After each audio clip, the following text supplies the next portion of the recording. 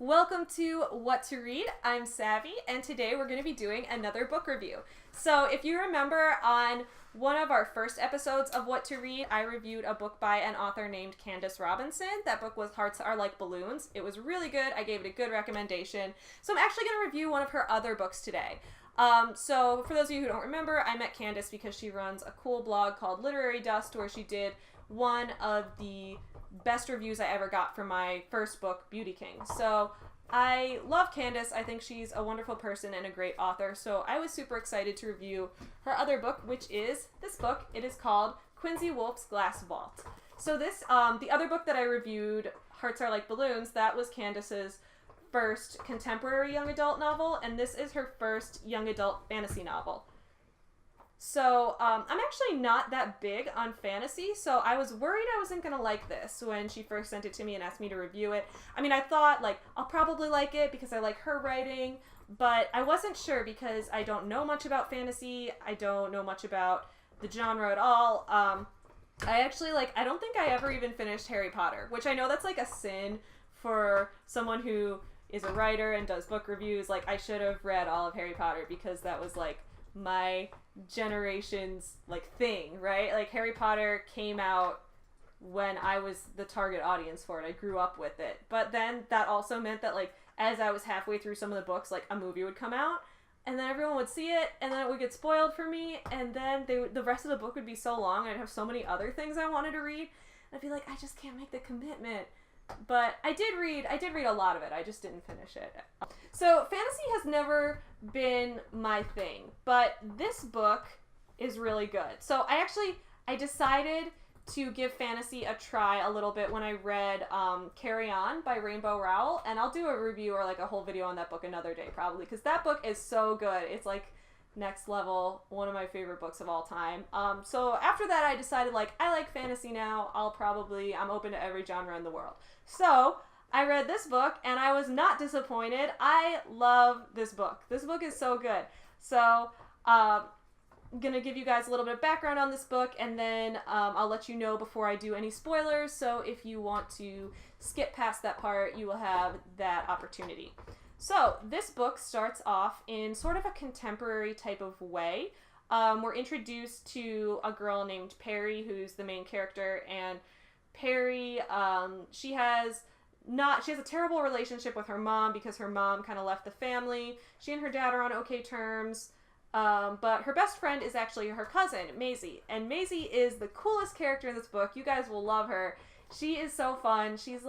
She has all these different eye patches that she wears, and that's her signature style. She buys different eye patches, and she's not missing an eye or anything, I don't think. It's she just wears them for fun. So she puts an eye patch on and she bedazzles them and puts glitter on them and paints them and decorates them and has so much fun with them. So she's super weird but super fun. People love Maisie, and that's how she's treated in the book. They're seniors in high school. They're 18 years old. It's the end of their senior year. And everybody thinks Maisie's the coolest because they're oh, she's got such cool style. She's so quirky and fun. So I like that they treated her that way, that they weren't this girl's weird and we don't like her. It was always accepted that she was just cool and out there. So that's Maisie. So she and Perry are cousins and best friends.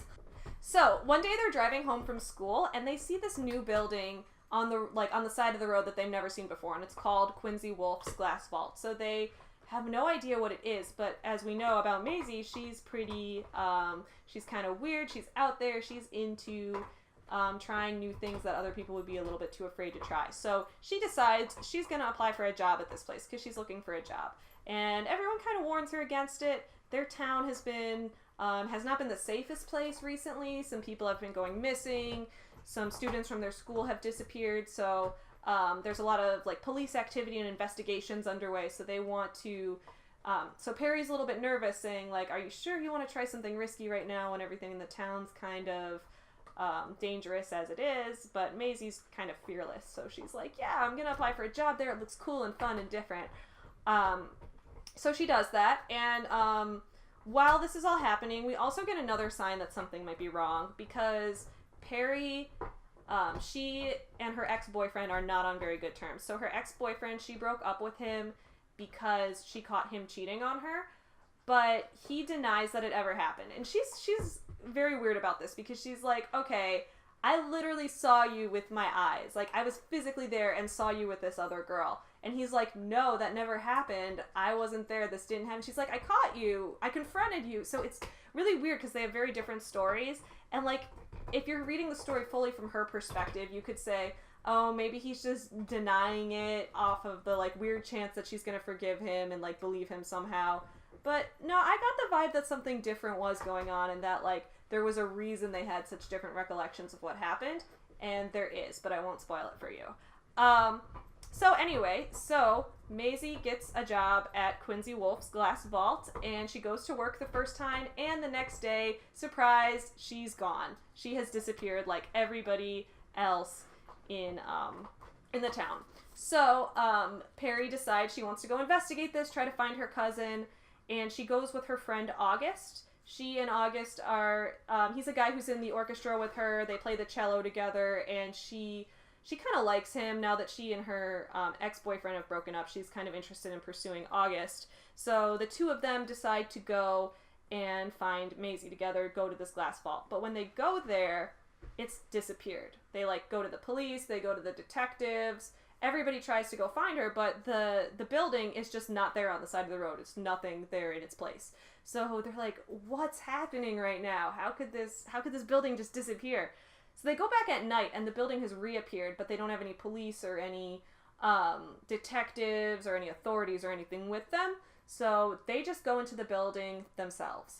So before I tell you guys what's in the building, I'm going to warn you that there's some spoilers coming up. So if you don't want any spoilers and you want to be totally surprised in the book, please skip ahead on the video now.